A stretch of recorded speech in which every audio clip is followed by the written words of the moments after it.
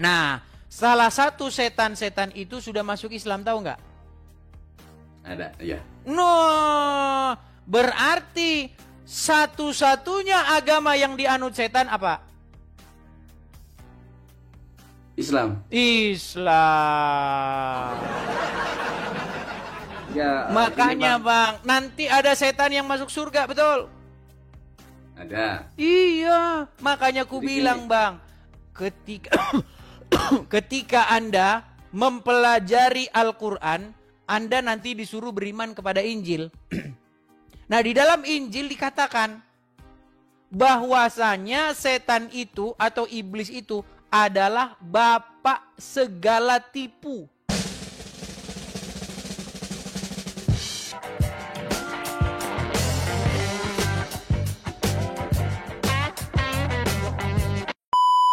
Bentar ya. Silakan Bang. Ya pokoknya salam silaturahmi buat semuanya. Buat abang salam silaturahmi ya dari saya. Salam silaturahmi buat teman-teman abang juga, salam silaturahmi. Tapi sebelum aku ke Tema. ini apa? Ada Tema. sampai ke tema. Saya mengucapkan terima kasih buat abang karena semakin yang tadinya nggak serius mempelajari Al-Quran, jadi mempelajari gitu aja. Iya, jadi dampak positifnya ada kan Bang ya? Positifnya Iya. ada. Artinya selama ini kalian jadi malas baca Quran. Selama ini, bener ternyata ini orang Kristen malahan dia lebih tahu. Saya harus terpacu untuk mempelajari agama Islam. Tapi hati-hati Bang, semakin Anda nanti baca, mendalami agama Islam, semakin dekat pintu gerbang nanti untuk meninggalkannya. Silakan Bang. Silakan. Ya, ini untuk di tema itu memang di perkataan yang itunya nggak ada mengatasnamakan Muslim. Oke, waktu Muhammad berkata kepada orang-orang supaya menghirup air, Muhammad berkata kepada orang-orang Muslim tidak? Ya, gini Bang, karena pas Nabi Muhammad itu mengajak untuk agama Islam atau mengenalkan Al-Quran itu kan bukan ke Muslim aja gitu. Bukan, masalah perkara yang setan bermalam ini Bang. Ya. Oke, saya tampilkan saja ya. Tadi Abang bilang katanya sudah menyimak dari awal. Baik, saya tampilkan. Kita tampilkan lagi ya Bang ya, nih. Nanti habis ini kita langsung lanjut ke ini berikutnya Bang ya, nih. Coba Abang bacakan Bang. Coba bacakan. Apabila Nih, Abu Hurairah. seseorang. Nih, Abu Hurairah. Lanjut. Ya. Ya Bang, nggak jelas di sini. Oke, baca aja di sini. Ya, apabila salah seorang kalian bangun tidur. Oke, kalian di sini siapa Bang? Kalian itu buat orang gitu. Ya, Muslim atau Nasrani? Ya, kalian itu bisa Nasrani, bisa Muslim. Waduh. Di sini dalam konteks ini Muhammad lagi ngomong sama siapa Bang? Sama orang, manusia sama Iya, manusia. sama manusia, sama para sahabat, sama para pengikutnya, betul? Ya. Ah, berarti di sini Muslim atau Nasrani atau Yahudi? Ya, Pada itu kan konteks beda ini. Beda pemahaman, mungkin ada yang bilang Muslim, ada yang Enggak, ke kalau dalam semua konteks ini Muhammad lagi ngomong kepada orang Yahudi atau orang Nasrani atau Muslim? kalau itu kurang tahu ya. Kurang Pokoknya kalian tahu. itu, ya kalian itu berarti banyak orang gitu. Iya, artinya kalian di sini Muslim atau orang Nasrani? Bisa kalau tergantung ada yang di sananya, ada kalau ada yang Nasrani ke Nasrani, ya Islam gitu kan di situ Berat ini sudah. Oke, baiklah, lanjut. Oke, lanjut. Jadi, terus lanjut. Bangun tidur. Bangun tidur hendaklah ia menyemburkan air dari hidungnya 3 kali karena setan bermalam di dalam hidungnya. Oke, benarkah bahwa setan bermalam di lubang hidung? Kalau Ya mungkin Wah, mulai ragu-ragu dengan Muhammad. tidak dihitung aja ya gitu. Bang, jangan ragu-ragu dengan Muhammad. Bahkan setan itu makan pakai tangan kiri, betul? Bentar nih, saya bukakan lagi ya Bang ya. Nih, setan itu makan pakai tangan kiri. Nih, sebentar Bang ya. Iya. Nih, sebentar. Nih Bang. Lihat ya. Nih. Sebentar, saya bacakan sebentar. Nih. Nah, ini coba bacakan ini Bang. Jika seorang di antara kalian makan, maka hendaklah dia makan dengan tangan kanannya. Jika minum, maka hendaknya juga minum dengan tangan kanannya. Karena setan makan dengan tangan kirinya dan minum dengan tangan kirinya pula. Hadis riwayat Muslim nomor sekian. Jadi setan makan pakai tangan kiri, betul? Ya, Anda percaya? percaya. Iya, setan makan pakai tangan kiri, minum pakai tangan kiri. Yang dimakan dan diminum apa? Apa yang dimakan dan diminum oleh setan? Gak tahu. Meninggal. Loh, katanya makannya pakai tangan kiri. Minumnya makanya pakai tapi- tangan kiri. Yang dimakan dan diminum apa kalau begitu? Yang makan dan minum ya gak tahu makanan setan itu apa. Nah, terus bagaimana Anda percaya dia makan pakai tangan kiri, minum pakai tangan kiri?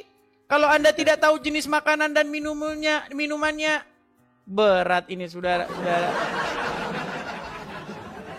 Bahkan tembakau itu berasal dari kencing setan, betul? Gak tahu. Duh, nggak tahu juga. Makanya saya bilang Bang, Anda belum mendalami agama Islam. Iya, karena kan baru tadi makanya aku bilang positifnya. Jadi saya lebih mendalami gitu. Nah, jadi Anda percaya bahwa setan makan pakai tangan kiri? Percaya. Nah, kalau setan makan pakai tangan kiri, apa yang dimakan? Nah itu makanannya nggak tahu. Bagaimana Anda bisa percaya kalau begitu? Ya kalau ya di hadis aja gitu. Oke lah Bang, itulah maksudnya Bang, saya bilang. Nah, setan itu bertanduk, betul? Ada tanduknya? Iya di kamar-kamar. Iya, lu menurut hadis ada tanduknya nggak? Setan itu ada tanduknya nggak? Bertanduk ya benar. Nah, salah satu setan-setan itu sudah masuk Islam, tahu nggak? Ada, ya. No, berarti satu-satunya agama yang dianut setan apa? Islam. Islam. Ya. Makanya ini, Bang, nanti ada setan yang masuk surga, betul? ada. Iya, makanya aku Jadi bilang Bang, ketika Anda mempelajari Al-Quran, Anda nanti disuruh beriman kepada Injil. Nah, di dalam Injil dikatakan bahwasanya setan itu atau iblis itu adalah bapak segala tipu. Bapak segala dusta dikatakan. Jadi setan itu rajanya dia, ahlinya berdusta. Nah, setan atau iblis yang di dalam Injil disebutkan bapak segala dusta, katanya sudah masuk Islam kata Muhammad. Betul? Betul. Nah, Ya, makanya karena- saya bilang, bagaimana Anda mau ikut bersama-sama masuk surga dengan bapak segala dusta? Ini Bang, kalau apa menurut saya gitu setan aja masuk Islam gitu, apalagi manusia kan gitu. Bang, justru ini jadi pertanyaan besar. Kalau setan masuk Islam, lalu apa bedanya agama saya dengan agamanya setan? Ya, jadi mungkin setannya bertobat. Setan bertobat. Bang, kalau setan bertobat namanya pasti bukan setan lagi. Iya. Gimana? Bang, jadi gini loh, intinya maksud saya begini. Sebenarnya itu tidak ada dalam Al-Quran, Bang.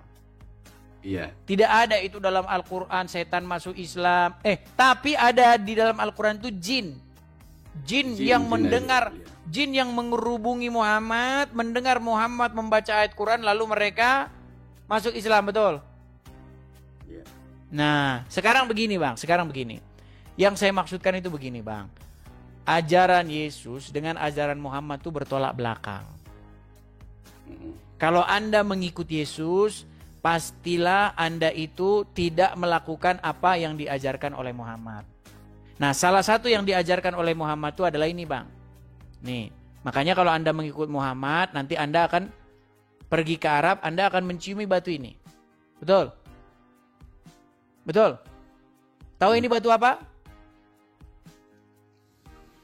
Batu yang di Mekah. Iya, Hajar Aswad. Ya, Hajar Aswad. Nah, Hajar Aswad ini, Mekah ini dulu adalah tempat orang-orang Quraisy menyembah Tuhannya mereka, betul? Ya. Dan mereka bertawaf sambil telanjang di sini, betul? Tahu nggak? Jangan aja tahu atau tidak? Nggak tahu, makanya. Nah, berat kan? Berat. Dulu mereka tawaf sambil telanjang di sini, Bang. Mereka bertawaf, muter-muter, ya kan? Mereka menyembah berhala-berhala mereka di situ. Nah, maka menjadi pertanyaan besar, Bang. Makanya ini, kenapa tempat pagan Quraisy tawaf telanjang ini sekarang dipakai oleh orang Islam? Dengan modifikasi-modifikasi tertentu. Dulu mereka tawafnya telanjang, sekarang tawafnya pakai kain ihram, betul? Betul. Iya. Sekarang saya tanya, apa faedahnya menciumi batu?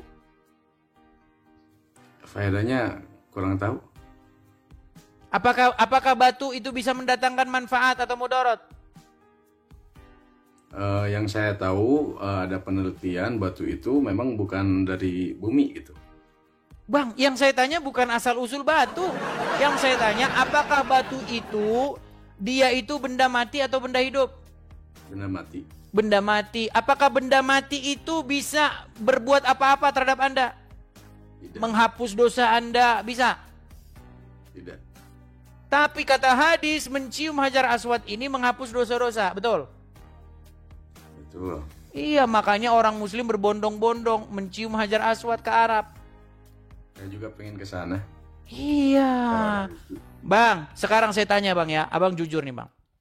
Ya. Kalau ada sekelompok orang, mereka berputar-putar mengelilingi pohon beringin, lalu sujud menghadap pohon beringin itu, lalu mengucapkan kepada pohon beringin itu, kami memenuhi panggilanmu, lalu cium-ciumin pohon beringin itu. Sekarang saya tanya jujur Bang, apakah mereka sedang melakukan ritual penyembahan pohon beringin?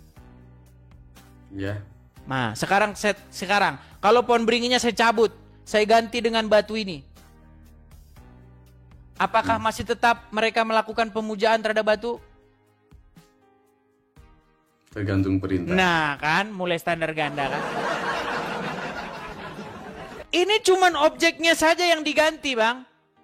Kalau orang putar-putar pohon beringin, cium-cium pohon beringin, manggil-manggil kami memenuhi panggilanmu, sujud, Anda bilang itu namanya penyembahan pohon beringin.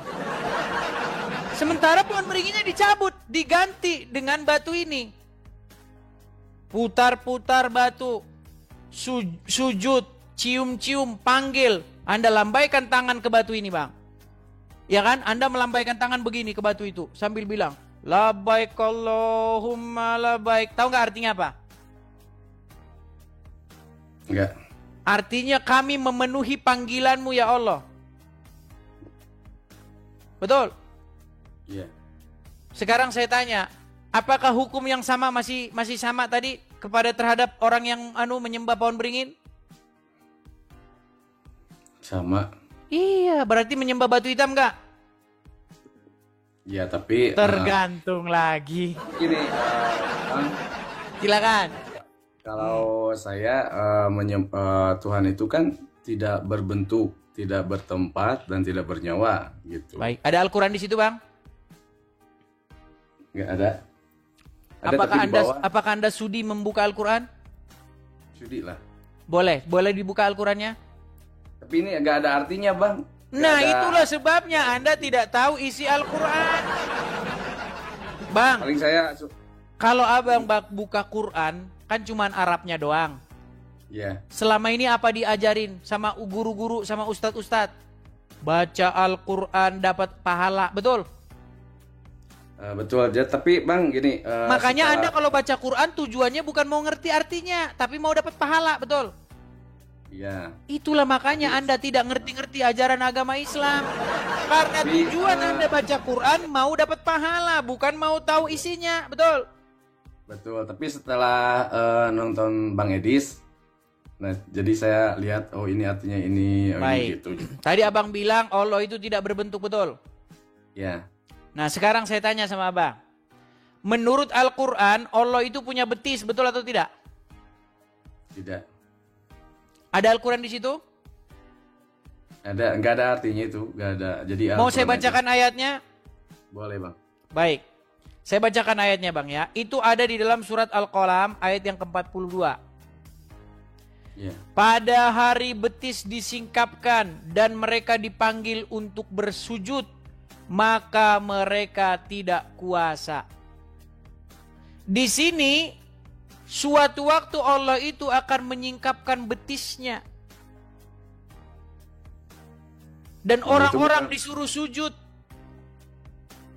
Nah itu kalau menurut saya, pemandangan saya itu bukan betisnya Allah, tapi betisnya seseorang gitu. Duh, makanya Bang. Oke nih, saya tampilkan lagi Bang ya. Saya tampilkan lagi. Ini berat, ini saudara-saudara. Ini kita harus sabar mengajari kaum muslimin. Agamanya ini saudara-saudara ya. Harus sabar kita. Oke baik nih Bang ya. Nih Bang ya. Nih saya tampilkan. Saya perbesar dulu layar saya ya Bang ya. Sabar. Bang bilang Allah tidak punya wujud, sedangkan di sini Allah punya betis. Nih Bang ya, ini Quran surat Al-Qalam ayat yang ke-42. Oke, kita klik. Nih ya, nih. Pada hari betis disingkapkan dan mereka dipanggil untuk bersujud, maka mereka tidak kuasa. Kita lihat ini di tafsirnya, lihat Bang ya. Ini ada tafsir nih. Bentar ya. Nih Bang. Tafsir Al-Mukhtasar, Markas Tafsir Riyadh, di bawah pengawasan Syekh Dr. Syahli bin Abdullah bin Hama Humaid, Imam Besar Masjidil Haram. Bayangkan Bang. Imam besar Masjidil Haram, Imam Masjidil Haram.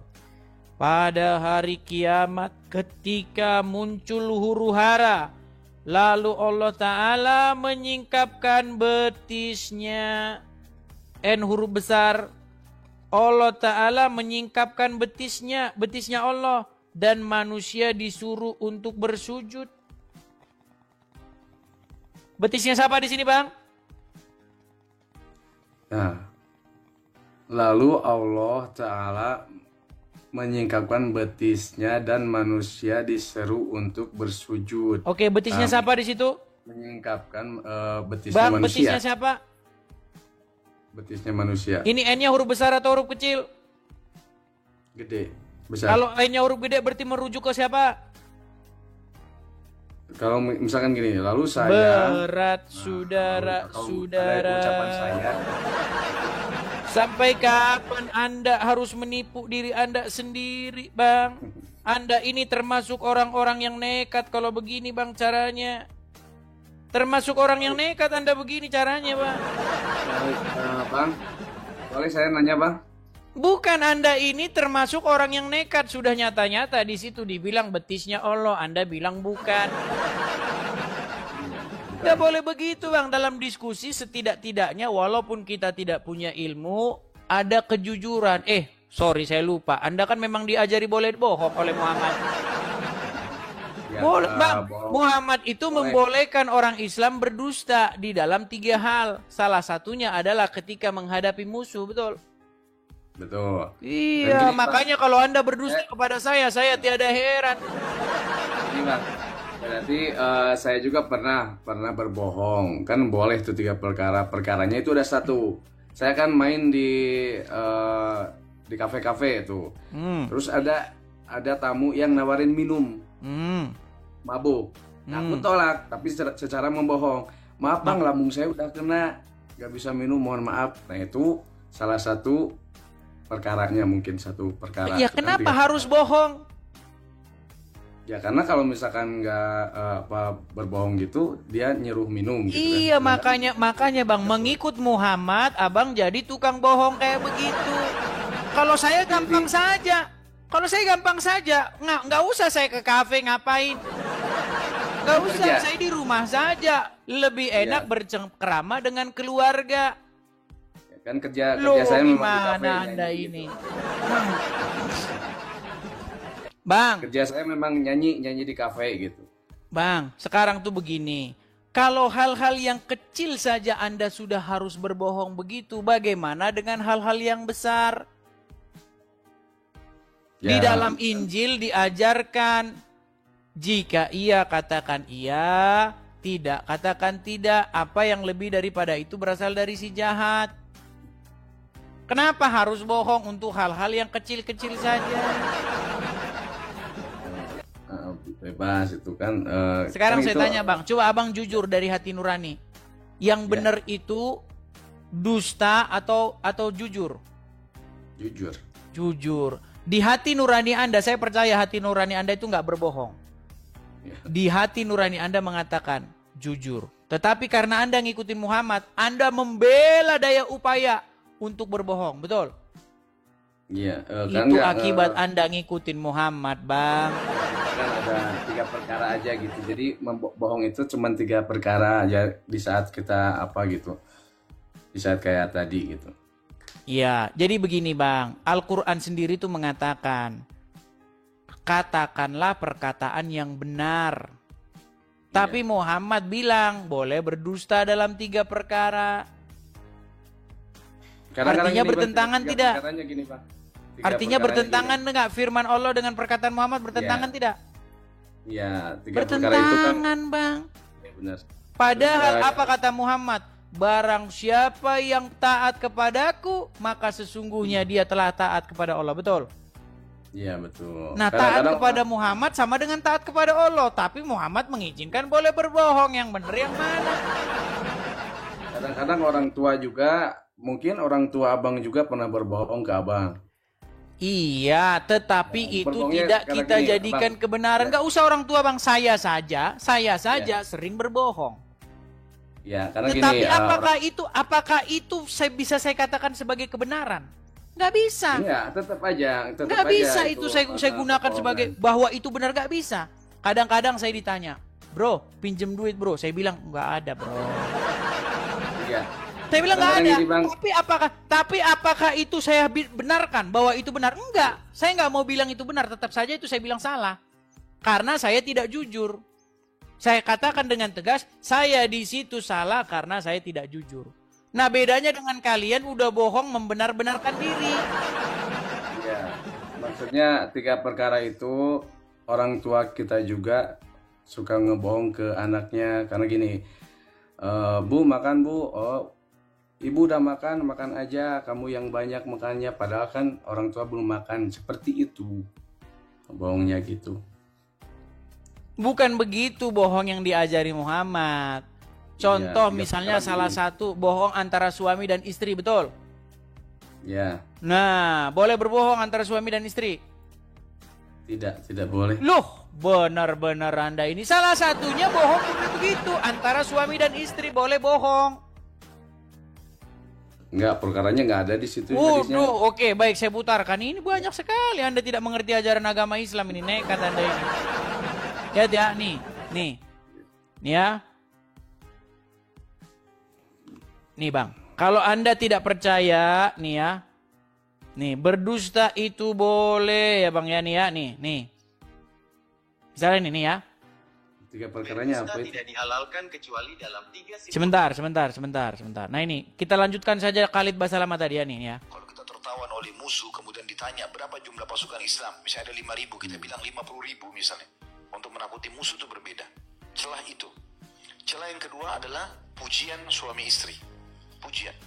Kalau suami antum di sini puji istri, Masya Allah, tidak ada wanita tercantik dunia melebihi kamu. Padahal banyak sekali.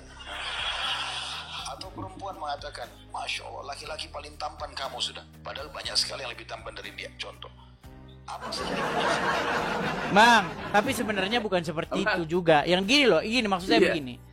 Di dalam agama Islam, laki-laki itu boleh cari istri nggak dengan hartanya? Cari istri boleh. Boleh.